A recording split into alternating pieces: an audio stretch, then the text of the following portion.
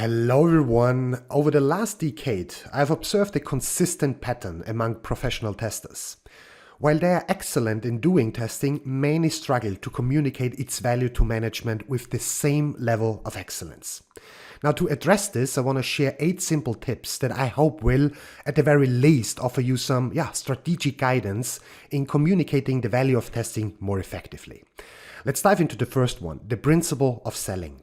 You know, many view selling as aggressive, aiming for quick wins without thinking of long-term trust. And this idea makes many testers uneasy. They feel selling might push people into decisions that aren't good for them.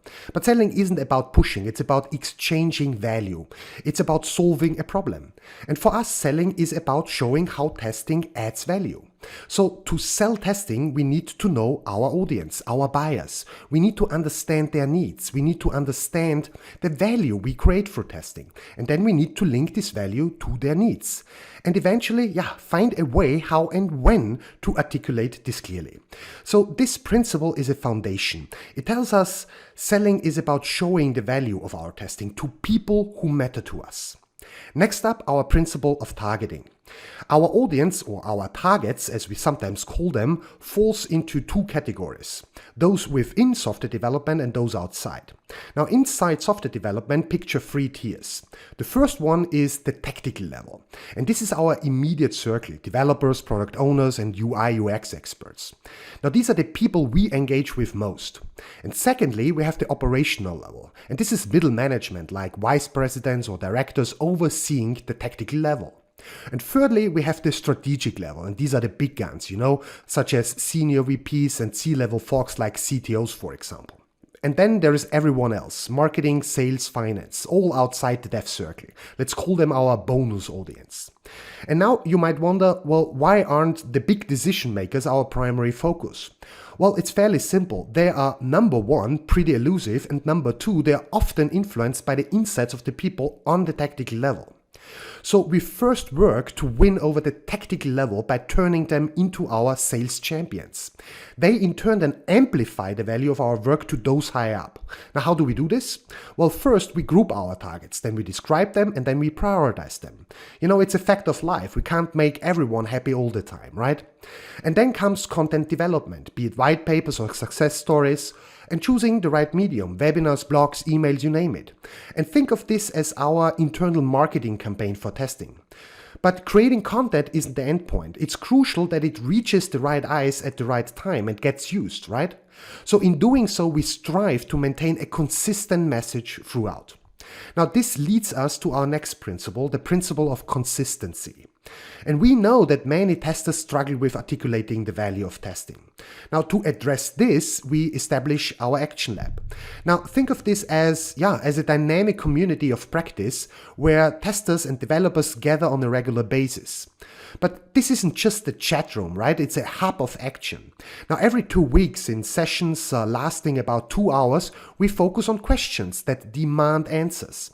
From what characterizes professional testing to how to structure note-taking during exploratory testing. Our sessions are hands-on, enhancing both our testing techniques and how we convey their value. Now, here's the real benefit. These action labs bridge knowledge gaps among testers and cultivate a unified, consistent perspective on testing across our organization. And this unified voice is critical. Without it, our message about the importance of testing could get diluted or misunderstood.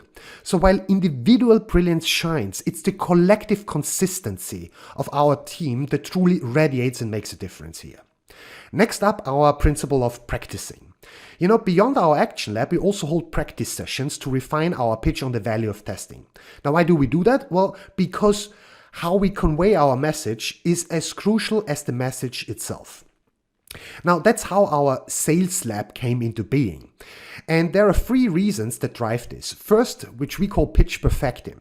We aim to sharpen our pitch for varying durations, 2, 5, 15, and 30 minutes, for example. And in many situations, we only have a brief window to convey our point. So having a clear, concise, and compelling pitch, that's our goal. Secondly, demystifying selling. Some testers, again, believe selling is a skill that you are either born with or not. But it's a myth. Selling, much like testing, I would say, is a learnable skill. The more we practice, the easier and the more natural it becomes. Thirdly, overcoming fear. Some testers fear selling because they are afraid of failing publicly, thinking it will show their lack of expertise. And this fear can be paralyzing. And through consistent practice and by sharing both our triumphs and setbacks, we build confidence. We learn that everyone faces challenges. It's not about never failing, it's about always getting back up, right? And never forget, the biggest opponent isn't the person you are pitching to, but your very own apprehensions. Now, investing effort here is vital. Individual commitment, I would say, kicks off your selling journey. But team consistency then ensures we keep at it, right? So it's more like a blend of individual tenacity, I would say, and collaborative spirit. And this mutual sharing and learning underscores the essence of our next principle, the principle of collaboration. The true power of becoming and, of course, remaining excellent in both doing and selling testing comes from sharing knowledge, not withholding it. And that's why we've established a knowledge base, our testing shop, where we pool our insights from lessons learned in our action lab and sales lab to valuable testing methods and tools. It's all in there. But it's not just about practices. We have created a glossary to unify testing terminology. We are striving for everyone to speak the same language here, right? Now, from books and blogs to burning questions like how to decide what to automate, we share it all. And think of the testing shop as our collective brain that's continuously enriched with fresh insights.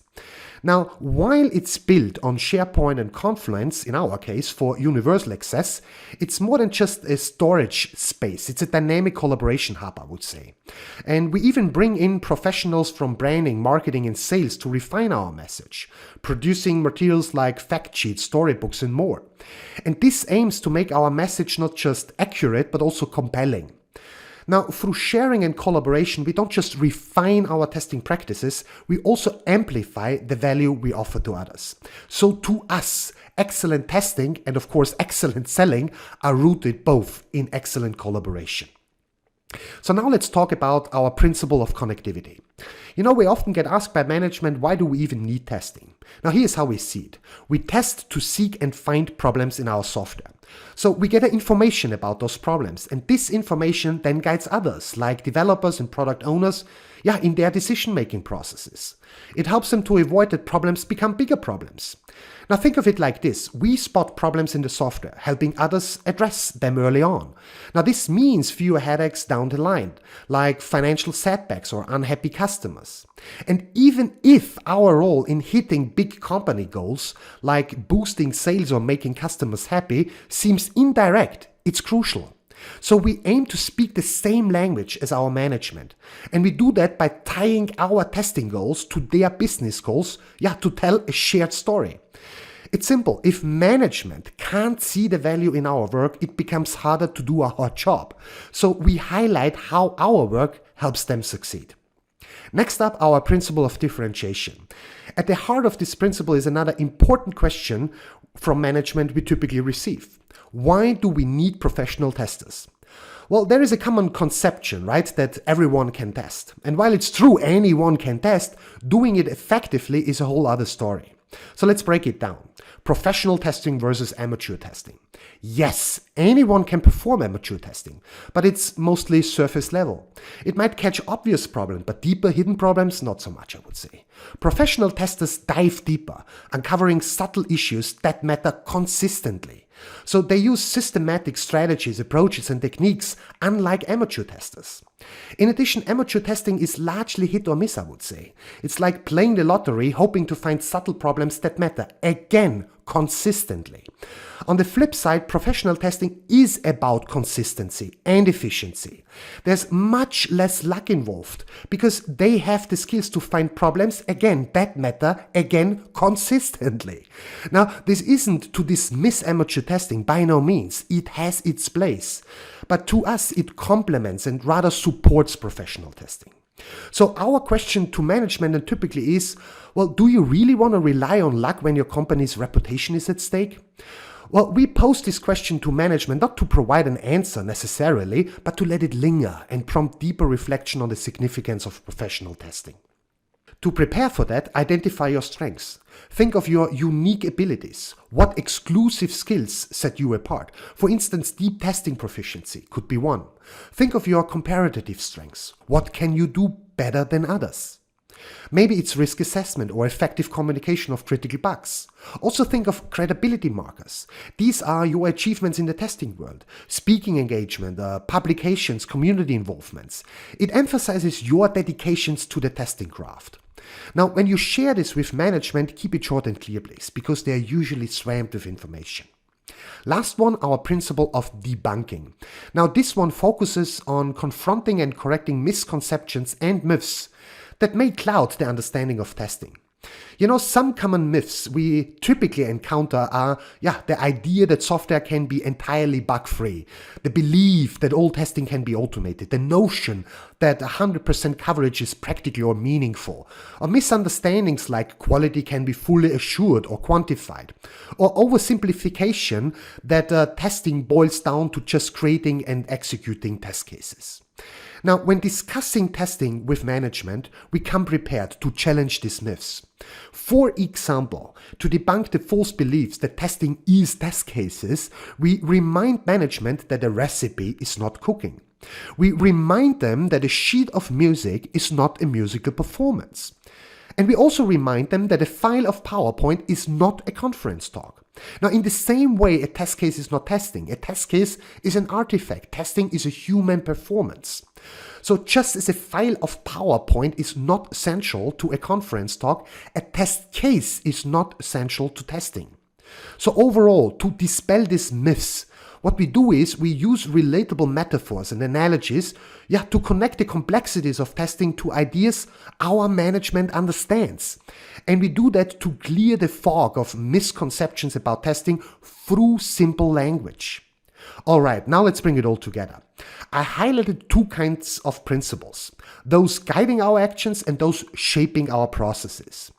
Now, while the action-related ones help us to pitch the value of testing, the process-related principles give us the roadmap for communicating this value on a larger scale. Now, it's essential to focus on both. Why? Well, because I've seen too many teams already only focusing on the action bit. And when it's then time to scale, they are struggling. So remember, actions without strategy is just noise. So takeaway number one, strategize before you act. Number two, preach the gospel continuously. Think about those challenging times in your company, restructuring, management changes, or layoffs.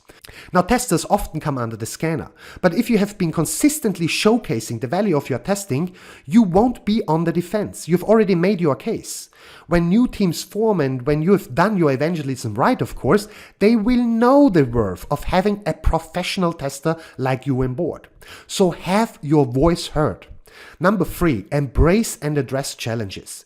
You know, reflecting back, it wasn't just the principles that mattered to us so much, but the journey of forging them. It's in the debates, the failures, and the eureka moments that we truly grew. Not just as promoters, but also as practitioners of testing. It takes effort, sure. But if you don't shape how others perceive testing, someone else will. And not necessarily in the way you would want. So you've got to confront challenges to change them. Now that's all I have. Thank you and have a wonderful day.